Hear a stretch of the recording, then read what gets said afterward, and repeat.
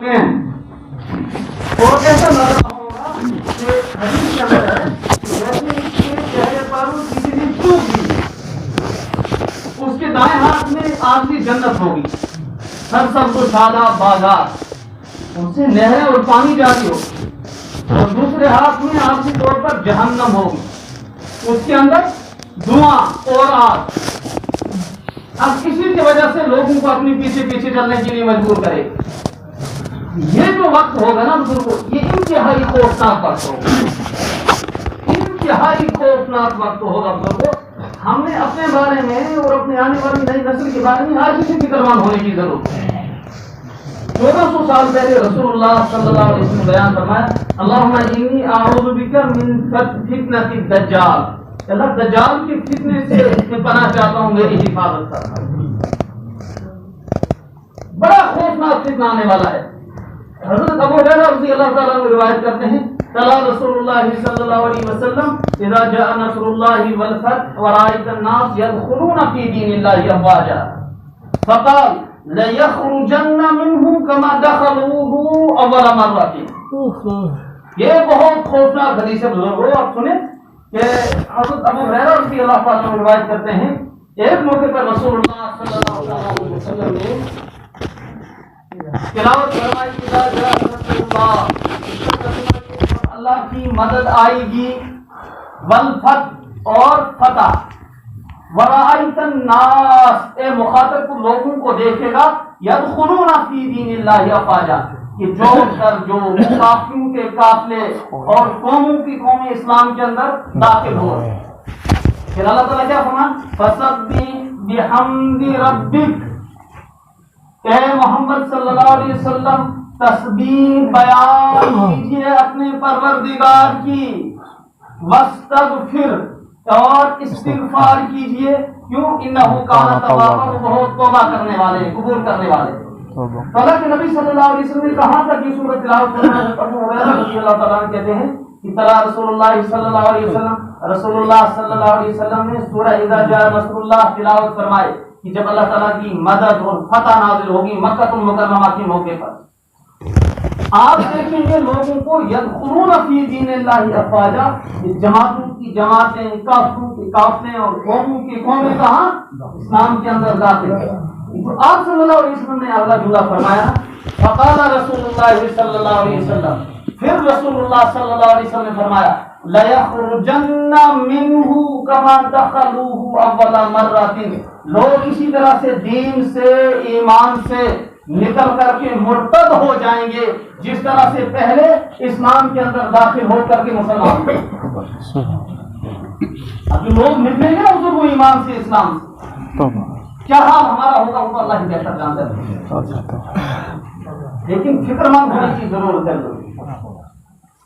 اور اتنا خوفناک وقت آئے گا نا بزرگوں، یہ سینکڑوں اور ہزاروں کی بات نہیں ہے، بلکہ لاکھوں میں گنے چنے رہیں گے بزرگوں، لاکھوں میں گنے چنے رہیں گے مسلمان، باقی سب کے سب کہاں جائیں گے، کفر کے اندر داخل ہو جائیں گے۔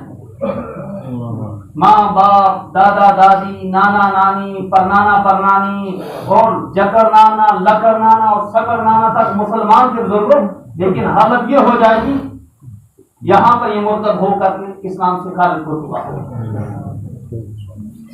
اس لیے بزرگوں فکر مندی کی ضرورت ہے۔ اچھا، ایمان ایسی چیز نہیں ہے نا بزرگوں، ہم مانتے ایمان ایسی چیز ہوتی جو بازار کے اندر فروخت ہوتی، اللہ حفاظ فرمائے، ایک دن آدمی سے اگر ارتداد اختیار کرنے کی بنا پر ایمان سے خارج ہو گیا، مرتد ہو گیا، دوسرے دن خرید کر کے لائے گا، پھر یہ مومن اور مسلمان بنے۔ ایمان بازار میں ملنے والی چیز نہیں، ایمان تھوک میں ملنے والی چیز نہیں، ایمان کسی ڈاکٹر سے، کسی عالم سے، کسی حکیم سے ملنے والی چیز، یہ تو ضرور اللہ نے ہم پر بہت بڑا احسان اور فضل کیا کہ اپنے فضل سے ہمیں مسلمان بنایا، ٹھیک ہے نا بزرگوں۔ اب اس ایمان کی ہمیں حفاظت کرنی ہے، اس ایمان کی کیا کرنی ہے بزرگوں۔ اچھا، پھر فرماتے ہیں حضرات محدثین، قرب قیامت میں ایک دو آدمی مرتد نہیں ہوگی اسی حدیث کی روشنی، فرمایا خاندانوں کے خاندان ایسے حالات کے اندر مبتلا ہو جائیں گے، جکڑ دیے جائیں گے حالات کے اندر، مسائل کے اندر، پریشانیوں کے اندر، دلوں پر بزدلی چھا جائے گی، خوف ان پر طاری ہو چکا ہوگا، یہ اپنے روزی کے کم ہونے کی وجہ سے ڈر رہے ہوں گے، اپنی اولادوں کی روزی کم ہونے کی وجہ سے ڈر رہے ہوں گے، پھر حالت یہ ہوگی، یہ ڈر اور یہ خوف، رزق کی تنگی، حالات کی دشواری اور حالات کا کٹھن معاملہ ان کو ایمان سے معلوم کر کے کفر کے اندر داخل کرتے۔ لیکن ہم نے کیا کرنا ہے؟ ہم نے یہ کرنا ہے کہ ہم نے اللہ تعالیٰ سے ثابت قدمی مانگنی، ہم نے اللہ سے کیا مانگنی ہے؟ ثابت قدمی مانگنی ہے، اور اپنے آنے والی نسل کے بارے میں آج ہی فکر مند ہونا ہے، آج اسے فکر مند ہونے کی ضرورت ہے۔ ہم جس بستی کے اندر رہتے ہیں، جس مسجد کے اندر رہتے ہیں، وہاں کسی عالم کو بلا کر کے کبھی ایمان کے متعلق سن لیں۔ ربیع الاول کا مہینہ چل رہا ہے بزرگ، ساری دنیا کے اندر آج رسول اللہ صلی اللہ علیہ وسلم کی سیرت بیان ہو رہی ہے، لیکن ہم محروم ہیں، ہم نہ کہیں سننے کے لیے تیار ہوتے ہیں اور نہ ہی سنانے کا ہمارے پاس موقع ہوتا۔ جمعہ کے دن ہمارے پاس وقت مختصر ہوتا ہے، آدھا گھنٹہ، پونا گھنٹہ یا زیادہ سے زیادہ 1 گھنٹہ۔ 1 گھنٹے میں آدمی اس کی طرف بیان کیا کرے اور سنے کیا؟ رسول اللہ صلی اللہ علیہ وسلم کی سیرت کو بیان کرنے والوں نے 40 سال بیان کی، 40 سال بیان کرنے کے بعد پھر کیا کہتے ہیں؟ لا يمكن الثناء كما كان حقه بعد خدا بزرگ۔ 40 سال ایک عالم نے رسول اللہ صلی اللہ علیہ وسلم کی سیرت بیان کی، آخر میں کیا فرماتے ہیں کہ اے محمد صلی اللہ علیہ وسلم، اے میرے نبی اور میرے محبوب، میں آپ پر قربان ہو جاؤں، فدا ہو جاؤں، آپ کے نام پر اپنی جان کا نذرانہ پیش کروں۔ ساری زندگی آپ کی سیرت بیان کرنے کے بعد آپ کی زندگی کا ایک گوشہ بھی مجھ سے بیان نہیں ہوا۔ ہم یہ گھنٹے کے اندر کیا بیان کر سکتے ہیں؟ ہم تو یہ بنتا تھا، ہم اپنی مسجدوں کے اندر سیرت کے جلسے رکھتے، ہم اپنی مسجدوں کے اندر سیرت رسول صلی اللہ علیہ وسلم کی محفلیں رکھتے، سنتے ہم صلی اللہ صلی اللہ علیہ وسلم کی سیرت کیا ہے، لیکن سننے کے لیے کوئی تیار، مسجدوں کے اندر آنے کے لیے کوئی تیار۔ مسجدیں ہماری بڑی بڑی مسجدیں ہیں بزرگوں، لیکن نمازوں سے خالی۔ اب صرف ہر جگہ لڑائیاں چل رہی ہیں امام صاحب کے ساتھ، کہیں اس بات پر لڑائی چل رہی ہے آج امام صاحب نے تنخواہ زیادہ مانگی، کہیں اس بات پر چل رہی ہے کہ امام صاحب جو 24 گھنٹے کا ملازم ہے یہ نماز پڑھا کر کے کیوں باز آتے ہیں، بس اسی چیز پر۔ کہیں کمیٹی والوں کی طرف سے انتہائی ظلم اور زیادتی اماموں پر ہو رہا ہے، مکتب پڑھانے والے بچوں پر ظلم اور زیادتی ہو رہی، اور زیادتی کرنے والے وہی ہوتے ہیں بزرگوں جن کی پوری زندگی اپنی نماز صحیح نہیں ہو سکتی۔ امام بھی کیا کر سکتے، اپنی جامع کو روشن کیوں نہ کو روشن جو اماموں کو تنگ کرتے ہیں۔ سوچنے کی بات ہے نا بزرگوں، ہم کیا ہوگا، ہماری آنے والی نسلوں کا کیا ہوگا بزرگوں؟ آج ہماری نسلیں جو اس وقت 14 سے 20 سال کی عمر کے تعلیم حاصل کر رہے ہیں، ایمان مفصل کا ترجمہ پوچھیں وہ تو ہکے بن کے کلے بن گئے سمجھتے۔ رضینا باللہ تعالی ربا وبالاسلام دینا، جس بنیاد پر شیخ العالم رحمۃ اللہ علیہ نے اس کشمیر کو کھڑا کیا تھا، پوچھنا کسی کو ضرور دیکھو جواب دینے کے لیے امام صاحب نے نماز لمبی پڑھائی پھر بھی اس کے پیچھے، نماز چھوٹی پڑھائی پھر بھی اس کے پیچھے، موبائل آیا پھر بھی اس کے پیچھے، امام صاحب گاڑی میں بیٹھا پھر بھی اس کے پیچھے، امام صاحب دکان پر بیٹھا پھر بھی اس کے پیچھے۔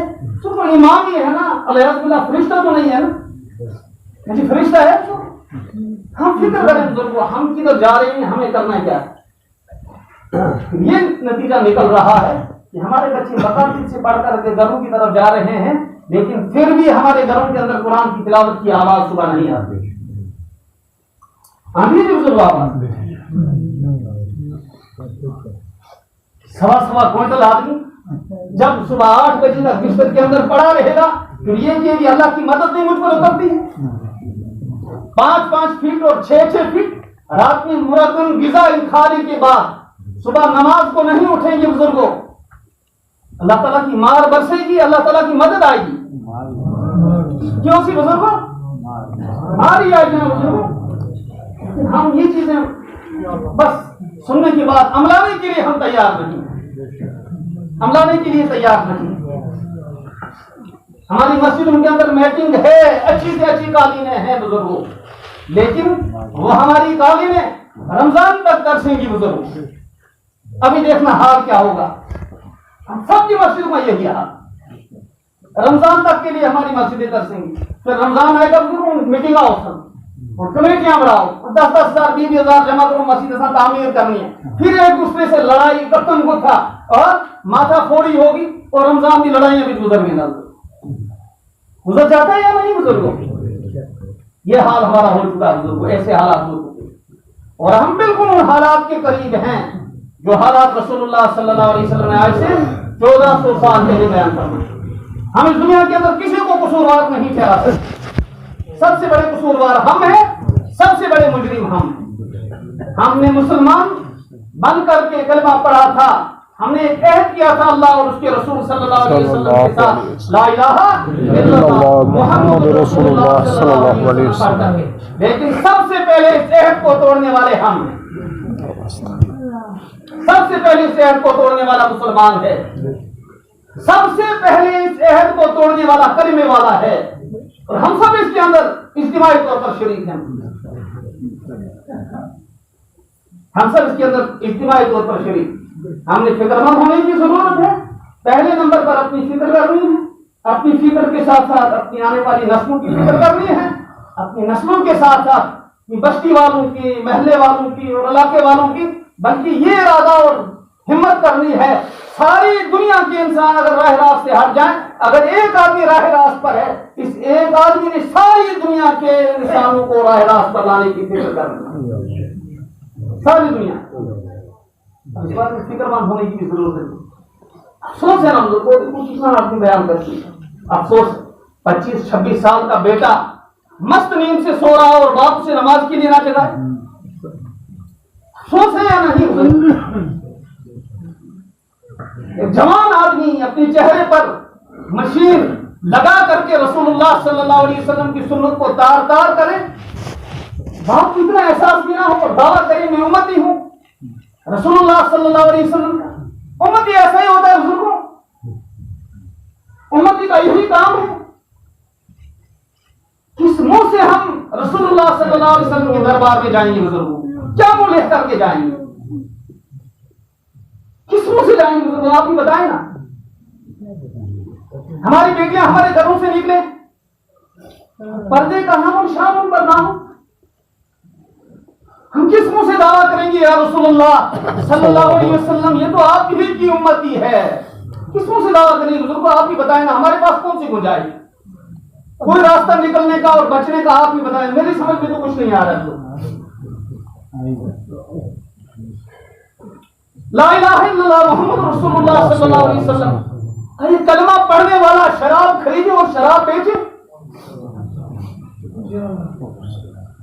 لا الہ الا اللہ محمد رسول اللہ صلی اللہ علیہ وسلم کا کلمہ پڑھنے والا منشیات کے اندر مبتلا ہو، بدکاری کے اندر مبتلا ہو، بے حیائی کے اندر مبتلا ہو، سنتوں سے اپنا رخ موڑے اور اپنا آپ رسول اللہ صلی اللہ علیہ وسلم کی سیرت سے اور شریعت سے دور کرے. ہم کس منہ سے جائیں گے بزرگوں اللہ کے رسول صلی اللہ علیہ وسلم کے پاس؟ بہت بڑا طبقہ ایسا ہوگا کل قیامت کے دن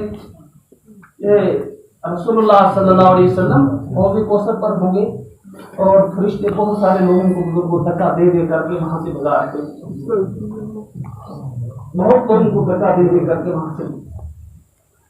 رسول اللہ صلی اللہ علیہ وسلم فرشتوں سے پوچھیں گے یہ کون لوگ ہیں جنہیں آپ میرے پاس نہیں آنے دے رہے ہیں تاکہ میں ان کو حوض کوثر سے فرشتوں کے لاؤں؟